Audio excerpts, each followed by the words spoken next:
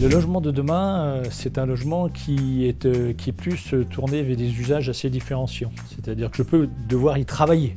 C'est aussi un logement dans lequel j'ai besoin finalement de pouvoir sortir dehors.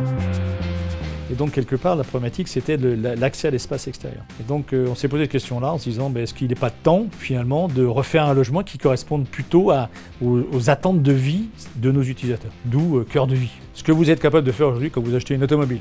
Vous êtes capable de prendre un configurateur d'automobile, n'importe quel grand constructeur, et d'imaginer, vous, devant votre écran, la voiture que vous allez décider d'acheter. Puis fondamentalement, vous allez peut-être même évoluer. C'est pas tout à fait le même modèle que celui que vous vouliez au départ. Vous allez essayer dans un type de modèle, un autre type de modèle, une couleur, un moteur, des options. Sur les appartements, ça n'existe pas. Ça n'existe pas parce que c'est pour l'instant, j'allais dire, entre guillemets, fait manuellement. C'est-à-dire que vous achetez sur plan des logements qui ont été préconçus pour vous et non pas à votre usage spécifique. C'est l'intérêt de Cœur de Vie. Cœur de Vie, c'est un certain nombre d'items et notamment, par exemple, une pièce en plus. Ce qu'on appelle une pièce en plus. La pièce en plus, pour vous, c'est un bureau.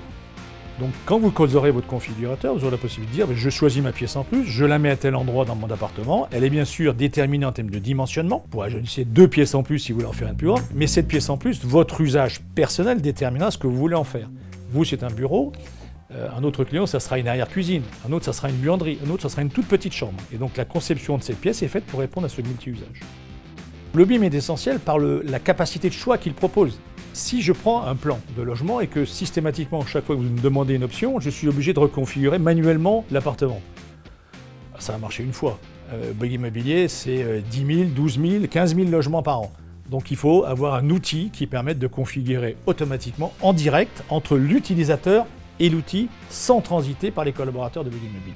Donc le BIM, c'est finalement avoir une capacité d'aller décomposer l'intérieur du bâtiment en briques, de plus ou moins une grosse taille, et de les assembler, et de laisser la capacité architecturale de composer cet ensemble. Et donc c'est essentiel que l'outil soit puissant, souple, et utilisable par les professionnels qui vont composer, et par les utilisateurs qui vont utiliser. Bouygues Immobilier, dans ses items, bien sûr, il se préoccupe de la façon de vivre dans le futur, donc décarboner son activité. Il se préoccupe de la problématique de la biodiversité. Bon, donc on embarque dans Cœur de Vie des items qui ne sont pas directement liés au digital. C'est aussi tourné vers l'utilisateur.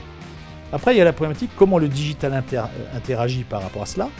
Le digital, il va permettre d'être plus rapide en conception, plus rapide en exécution, plus en adéquation avec le monde des fournisseurs. Cœur de Vie préfigure un tournant. C'est une nouvelle façon de concevoir le monde du logement autrement qu'en imaginant que l'on fait un prototype à chaque fois.